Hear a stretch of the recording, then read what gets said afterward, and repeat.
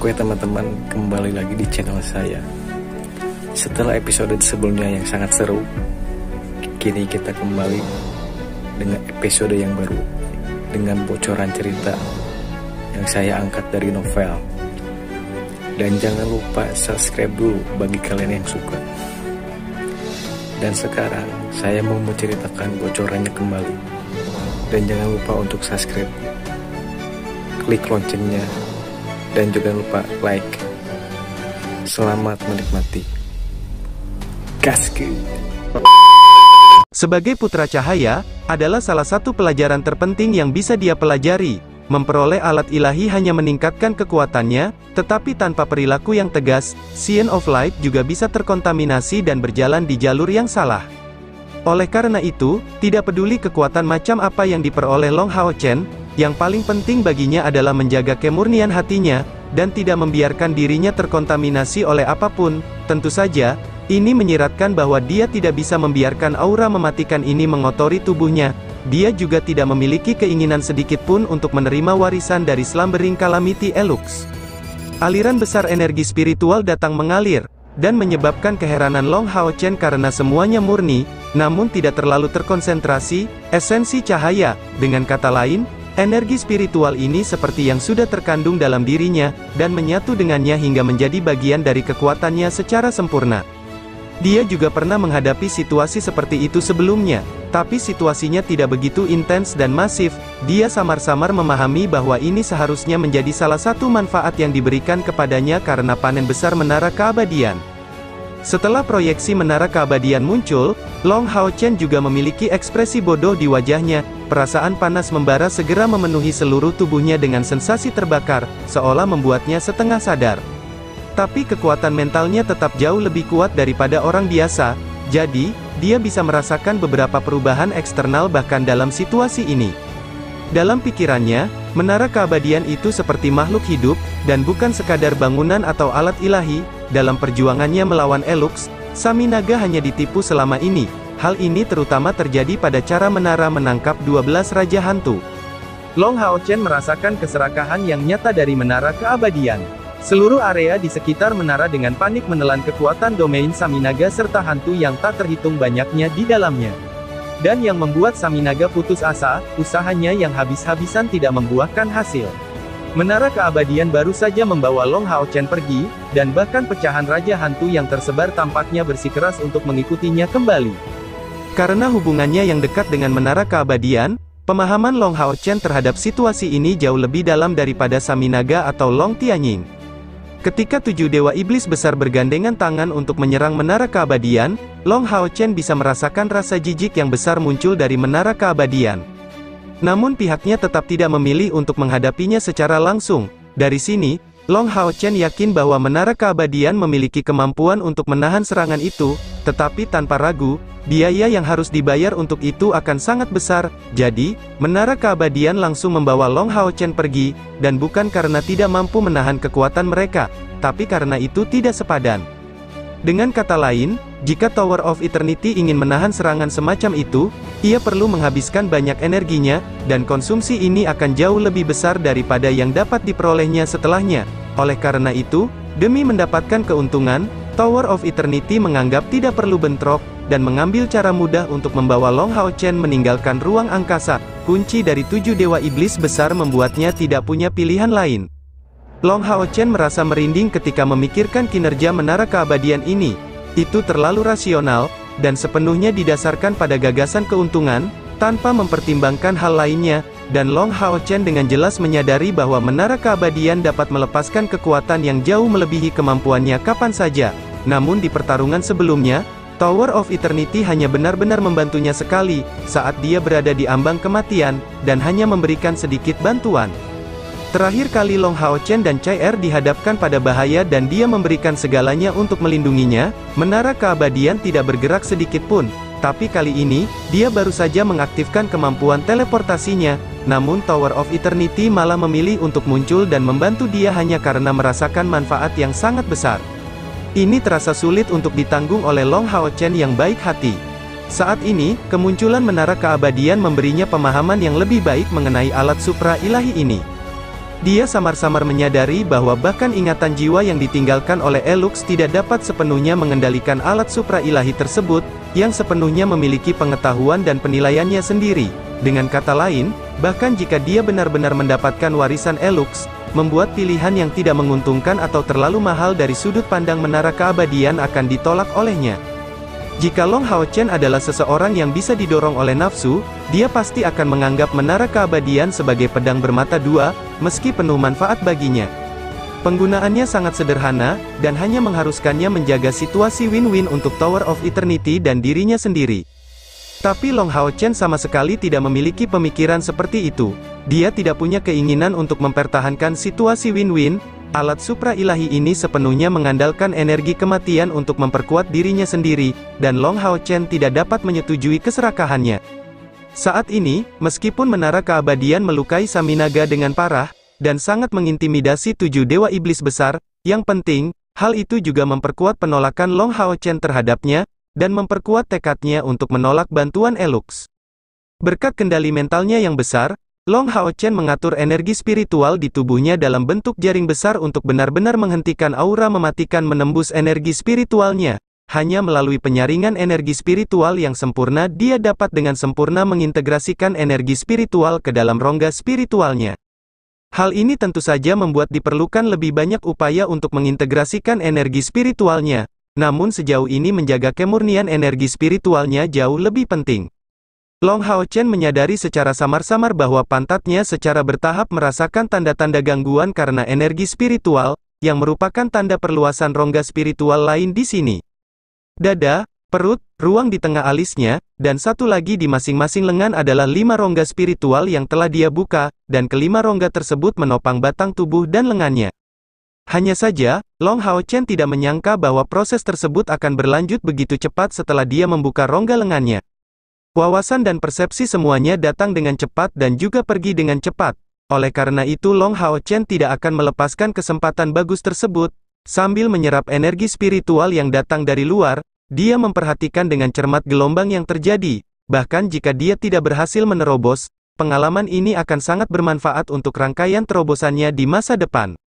Waktu berlalu, menit demi menit, dan terasa, di lantai pertama menara keabadian, serangkaian cahaya keemasan terus bergeser dari sekeliling ke arah Long Hao Chen, dan terus menyatu ke dalam tubuhnya. Sebagian darinya ditolak sementara sebagian lagi diserap, dan pada saat yang sama, cahaya cemerlang yang samar-samar terlihat mulai menyinari tubuhnya.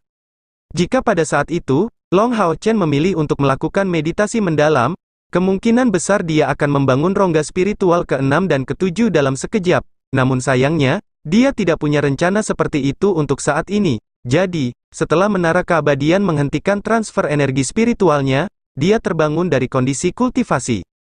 Dia memang tidak mau menerima bantuan Tower of Eternity, karena dia tidak mau berhutang apapun. Dia bahkan mengambil keputusan untuk tidak menginjakkan kaki ke lantai 3 menara keabadian. Namun, dia tidak dapat memungkiri bahwa dia bisa mendapatkan manfaat yang luar biasa dari Tower of Eternity. Setelah menembus langkah ke-8, meskipun Long Hao Chen tidak pernah berhenti berkultivasi, untuk mengisi rongga spiritual di lengannya bukanlah hal yang instan. Bahkan ketika Scion of Light memiliki fisik khusus dari dewa pilihan, dan karena itu menyerap esensi cahaya jauh lebih cepat daripada kultivator biasa, mengumpulkan 20.000 energi spiritual ini memerlukan waktu sekitar 2 tahun. Dengan kata lain, gagasan yang sama tentang energi spiritual berbeda total antara langkah ke-7 dan ke-8, mungkin volume total dan isi elemennya sama, tapi konsentrasinya jelas akan mempengaruhi kekuatan yang digunakan di medan perang, dan itulah salah satu kekuatan terbesar dari Spiritual High Clan. Setelah mencapai langkah ke-8, Long Hao Chen memiliki total 5 rongga spiritual, dan kecepatan peningkatan energi spiritualnya sebenarnya menjadi lebih lambat dari sebelumnya, karena ia memerlukan waktu adaptasi. Namun kali ini, atau lebih tepatnya, setelah sesi kultivasi ini berakhir, yang mengejutkannya, 2 rongga spiritual di lengannya menjadi penuh sepertiganya. Tanpa perlu usaha lebih lanjut, kali ini menara keabadian memberinya tidak kurang dari 5.000 unit energi spiritual paling murni. Dan ini terjadi setelah dia menyaring sebagian besarnya. Jika tidak, jumlah ini akan lebih tinggi lagi. Total energi spiritual Long Hao Chen saat ini sudah mendekati 37.000, yang merupakan lompatan kualitatif dibandingkan sebelumnya. Berbalik ke belakang, Long Hao Chen memberikan tampilan yang rumit pada patung yang berdiri di tengah-tengah lantai pertama. Setelah menenangkan diri, dia segera berteleportasi kembali. Dia tidak ingin membiarkan dirinya merasa terikat pada tempat ini. Setiap kali dia mengingat kejadian di masa lalu, ketika bencana tidur mengandalkan alat supra ilahi ini untuk membantai banyak sekali manusia, dia merasakan kesedihan yang luar biasa muncul dalam dirinya. Dengan kilatan cahaya terang, ketika Long Hao Chen muncul kembali di langit malam, dan karena Long Hao Chen tidak melebarkan sayapnya, tubuhnya mulai jatuh hampir seketika. Waktu sudah hampir fajar, namun langit masih gelap, energi spiritual unsur cahayanya akan benar-benar terlihat mencolok dan pasti membuatnya terlalu mencolok, sehingga menyebabkan munculnya masalah. Jadi, dia justru menggunakan metode yang sangat menantang untuk mengendalikan kejatuhannya sendiri. Ini semua untuk menghindari ketahuan oleh iblis. Alasan utamanya adalah dia tidak ingin mereka tahu bahwa dia harus kembali ke lokasi semula setelah berteleportasi ke menara keabadian. Jika rahasia ini diketahui musuh, strategi akan dengan mudah direncanakan untuk melawannya, jadi Long Hao Chen lebih memilih untuk lebih berhati-hati. Untungnya, dia tidak terlalu tinggi di langit, jaraknya ke tanah kira-kira 400 meter, oleh karena itu serangkaian gerakan akrobatik dan mendorong memungkinkannya menurunkan kecepatan jatuhnya. Faktanya, energi spiritual eksternalnya saat ini sudah melebihi 20.000, membuat tendangan bertenaga penuh ini mampu menimbulkan gelombang kejut yang sangat besar dan mengurangi kecepatan jatuhnya. Kapasitas mentalnya yang kuat juga menunjukkan kehebatannya dalam situasi ini, membantu menyembunyikan sosoknya sejauh mungkin selama perjalanan menuju jalur gunung penahan naga. Hanya ketika dia sudah dekat, para pembela dari kuil ksatria mengetahui tentang kepulangannya. Kesalahpahaman tentu saja tidak akan muncul. Gold armor pada dirinya adalah simbol statusnya, dan terlebih lagi, dia adalah satu-satunya Gold Knight yang belum kembali. Jadi, ketika Long Hao Chen tiba di Dragon Resisting Mountain Pass, gelombang aklamasi yang tinggi dan rasa hormat yang tak terhitung jumlahnya sedang menunggunya. Sebagian besar ksatria mengawasi Long Hao Chen dengan mata penuh gairah, dengan keras memukuli dada armor mereka sendiri dengan tinju mereka sebagai indikasi bahwa rasa hormat mereka terhadap Long Hao Chen adalah yang terbesar. Ini adalah penghormatan mereka kepada Saint Knight Head yang baru diangkat. Bahkan ksatria ilahi Long Tianying tidak mengetahui seberapa parah Long Hao Chen melukai Saminaga, apalagi prajurit biasa. Di mata mereka, kepala ksatria suci yang kuat ini telah mengalahkan dewa iblis terkuat pihak lain, dan bukan seorang ksatria ilahi. Oleh karena itu, di mata mereka, awalan sementara sebelum gelar lengkapnya seolah-olah tidak pernah ada. Pada saat yang sama, hal ini memberi mereka keyakinan yang lebih besar mengenai perang suci ini. Ketika Long Hao Chen berdiri di depan Long Tianying, kakeknya tiba-tiba menyadari bahwa dia tidak tahu apa yang harus dia katakan. Dia bisa merasakan bahwa Long Hao Chen baik-baik saja, dan seharusnya melarikan diri ke tempat lain, tapi bagaimana dia mencapainya? Memang ada beberapa kemampuan yang dapat menghancurkan ruang dalam waktu singkat setelah mencapai langkah ke-9, namun kemampuan tersebut membutuhkan lingkungan yang sangat tenang dan stabil untuk digunakan. Tapi bagaimana dengan saat Hao Chen melewati luar angkasa? Pada saat itu, 7 dewa iblis sedang bergandengan tangan melawannya, jadi siapa yang tahu sejauh mana kekacauan ruang angkasa? Tetapi bahkan dalam keadaan seperti ini, Long Hao Chen baru saja melintasi ruang angkasa. Long Tianying sama sekali tidak tahu bagaimana menjelaskan misteri ini. Dan Long Hao Chen telah pergi begitu lama, yang berarti bahwa dia pasti berada pada koordinat spasial yang tetap. Jika tidak, jika dia melakukan perjalanan bola-balik di ruang lain, dia selamanya tidak akan dapat kembali. Kakek Long Hao Chen memberikan hormat ksatria kepada Long Tianying. Sikapnya menjadi lebih hangat dari sebelumnya. Pada saat dia diserang oleh Saminaga, dia merasakan betapa Long Tianying berusaha keras untuk menyelamatkannya, dan sebelum berteleportasi, dia melihat Long Tianying dengan matanya sendiri. Long Tianying tersenyum, "Saya tidak tahu apa yang harus saya katakan saat ini, pagoda apa yang muncul dan mengelilingimu saat itu?" Setelah merenung sebentar, Long Hao Chen menjawab, "Saya tidak ingin menyembunyikan apapun dari Anda, tapi itu rahasia yang tidak boleh saya ceritakan. Saya hanya dapat memberitahu Anda bahwa itu sebenarnya hanya dapat membatasi dewa iblis kematian Saminaga dan tidak ada orang lain. Dan saya juga tidak bisa mengendalikannya, itu muncul dengan sendirinya. Saya terhubung secara spasial dengannya, dan itulah yang membuat saya berpindah tempat." Yang mengejutkan Long Hao Chen, Long Tianying sebenarnya tidak terus menanyainya. Penampilannya menjadi lembut, "Apakah tubuhmu baik-baik saja? Saminaga tidak melukaimu?" Long Hao Chen menggelengkan kepalanya, "Saya baik-baik saja, dan dapat kembali ke medan perang kapan saja. Kakek, matahari akan segera terbit. Para iblis mungkin akan melancarkan serangan balasan. Saya sudah membuat persiapan untuk berperang, dan saya menunggu perintah Anda. Melihatnya, Long Tianying terdiam, lalu menunjukkan sedikit kemarahan. Perintah apa yang harus diberikan? Penilaianmu salah. Saya dapat memberitahumu dengan pasti bahwa hari ini, kami yakin 70% bahwa iblis tidak akan datang menyerang. Apakah kamu tidak melihat dalam perjalanan pulang? Pilar Saminaga sudah kehilangan seluruh cahayanya. Kali ini kamu menimbulkan kerusakan yang sangat serius padanya. Domain kematiannya dicabik-cabik oleh pagodamu. Katakan padaku apa yang baik denganmu. Kakekmu yang dan aku sudah memberitahumu untuk menyembunyikan kekuatanmu agar identitasmu tidak terungkap. Kamu terus menyembunyikan kemampuanmu yang mereka ketahui, tetapi mengandalkan kemampuan yang tidak mereka ketahui untuk segera mendapatkan sorotan. Mengingat kamu memiliki dua alat ilahi, bagaimana mungkin iblis tidak mengikutimu dari dekat? Saya memperkirakan tidak lama lagi, Kaisar Dewa Iblis akan mengetahui keberadaanmu. Namun, bagaimana kamu ingin aku terus mengirimmu ke medan perang? Kamu juga mengatakan bahwa pagoda itu hanya bisa melawan Saminaga. Jika Dewa Iblis lain melancarkan serangan lagi terhadapmu, apa yang harus dilakukan jika kamu mengalami kecelakaan? Meskipun Long Tianying marah, Long Hao Chen malah merasakan hatinya menghangat. Dia bisa dengan jelas merasakan kekhawatiran dalam suara kakeknya. Kakek, kalau begitu aku hanya akan membela kota dan tidak lebih. Bahkan jika para Dewa Iblis ingin menyingkirkanku saat aku berada di jalur Gunung Penolak Naga, mereka harus memikirkan masalah ini sebelumnya. Kita mungkin tahu bahwa pagoda hanya bisa melawan Saminaga, tapi ternyata tidak. Menurutku para Dewa Iblis tidak akan berani mengambil risiko seperti itu. Mereka seharusnya mengambil pelajaran dari pengalaman Saminaga, dan itu sebenarnya bukan salahku. Emas tidak bisa dicegah untuk bersinar, dan Anda tidak ingin cucu Anda menjadi tidak mencolok di medan perang, bukan? Pada saat itu, Long Hao Chen tidak bisa menahan senyum di wajahnya, menatap Long Tianying tanpa malu-malu. Long Tianying juga tidak bisa menahan senyumnya sebagai tanggapan. Dia tidak banyak tersenyum, tetapi melihat cucunya di depan matanya, dia benar-benar tidak punya cara untuk menahan kegembiraannya. Setelah masa-masa penuh kekhawatiran ini, dia harus menyadari kehebatan cucunya. Faktanya, cacat sekecil apapun tidak terlihat di Long Hao Chen. Pada usia di bawah 20 tahun, dia telah mencapai langkah ke-8, dan memiliki dua alat ilahi di tangannya, meskipun dia belum bisa memanfaatkannya sepenuhnya. Mengingat usia dan kecepatan kemajuannya, sepertinya dia akan mampu melawan para Dewa Iblis dalam beberapa tahun. Dia pasti akan menjadi pahlawan dan pemimpin hebat yang akan menciptakan halaman baru dalam sejarah manusia. Sambil menarik napas dalam-dalam, Long Tianying menjawab, kali ini, kami telah memenuhi iblis-iblis ini dengan ketakutan.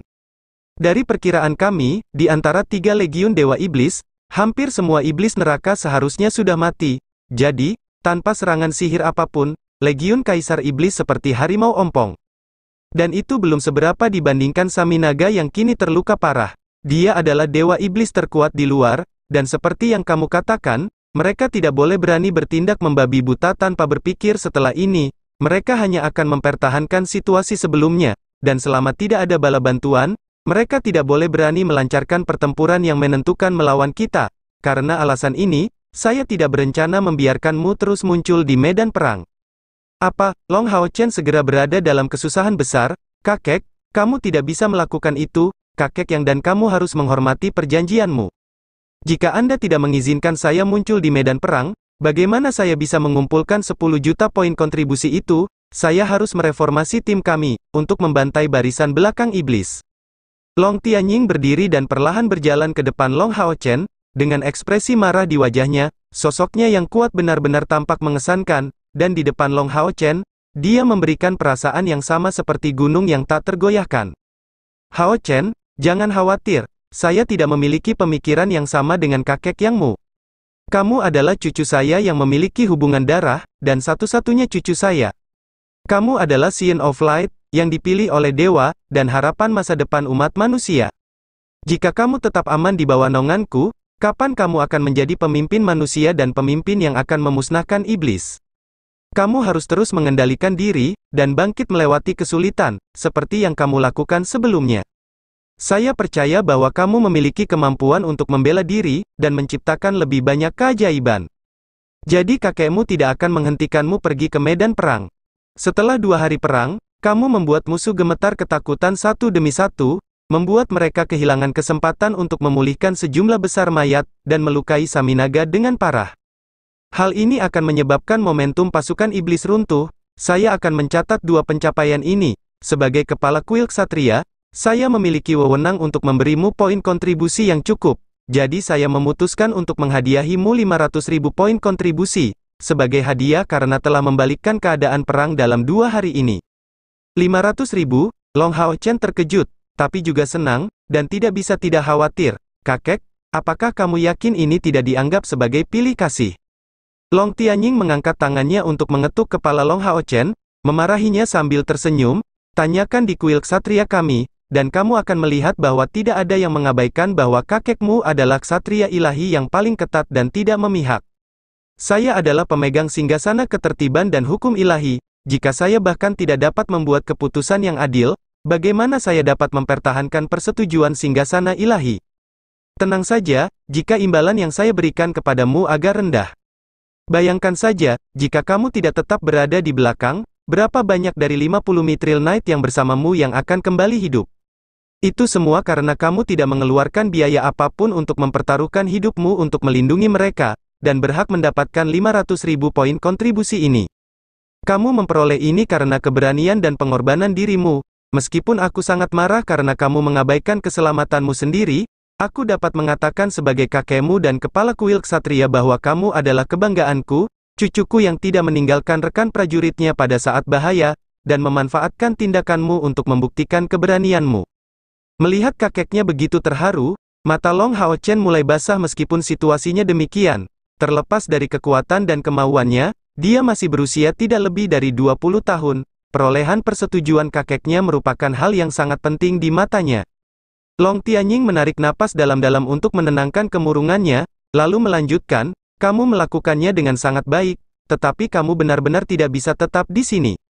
Cahayamu harus bersinar di tempat yang dibutuhkan. Dan jalur gunung penahan naga kami tidak mengalami kesulitan dalam mempertahankan posisinya dengan kuat, ditambah lagi kamu tidak lebih dari sekadar target di sini. Jadi setelah berpikir matang, aku mengambil keputusan untuk memberimu misi terakhir. Setelah menyelesaikannya, kamu akan dianggap telah mengumpulkan 10 juta poin kontribusi, dan akan diizinkan mereformasi pasukan pemburu iblismu. Aku juga harus memberitahumu bahwa kali ini, kakekmu yang Haohan telah kembali ke aliansi untuk mendiskusikan rencana yang dapat memanfaatkan sepenuhnya kemampuanmu untuk menghancurkan pilar Dewa Iblis. Aliansi percaya bahwa dengan cara inilah kekuatanmu akan berkembang sebaik mungkin. Mendengar tentang peluang untuk mereformasi pasukan pemburu iblisnya, Long Hao Chen hampir melompat kegirangan. Kakek, tolong umumkan isi jutaan itu. Apapun yang terjadi, saya pasti akan menyelesaikannya. Long Tianying menjawab, jangan terlalu berharap terlalu tinggi. Bagaimana misi yang setara dengan 10 juta poin kontribusi bisa sesederhana itu? Kamu istirahat dulu, kamu akan berangkat demi menyelesaikan misi ini besok. Misi ini tidak rumit, dan kamu dapat menyelesaikannya sendirian. Dengan status sebagai kepala ksatria suci, kamu harus bergabung dalam pertahanan masing-masing benteng pertahanan 5 kuil, dan mengumpulkan setidaknya 1 juta poin kontribusi di masing-masing benteng, atau mencapai pencapaian besar pada gelar kemarin. Setelah kamu menyelesaikan masing-masing dari 5 benteng pertahanan, kamu secara otomatis akan dikumpulkan dengan rekan-rekanmu yang lain. Pada saat itu, kalian semua pasti akan menerima misi baru dari aliansi. Dipahami. Kebahagiaan selalu datang secara tiba-tiba. Untuk sesaat, Long Hao Chen tidak dapat menunjukkan reaksi apapun. Berangkat ke 5 kuil lainnya untuk berpartisipasi dalam pertempuran mereka, dan bersatu kembali dengan rekan-rekannya tanpa diragukan lagi merupakan misi yang jauh lebih sederhana daripada misi yang hanya terdiri dari mengumpulkan 10 juta poin kontribusi, dan terlebih lagi, bisa bergabung dengan rekan-rekannya yang lain satu persatu adalah lebih dari yang dia harapkan. Untuk sesaat, Long Hao Chen agak terdiam karena kegembiraan. Long Tianying tersenyum sebagai reaksi, apakah gagasan pergi ke Exorcist Mountain Pass untuk menemui pacarmu yang membuatmu begitu bahagia? Benar, bukankah Exorcist Mountain Pass yang dikendalikan oleh kuil assassin adalah yang paling dekat ke sana? Ini adalah tempat di mana Chai Er berada.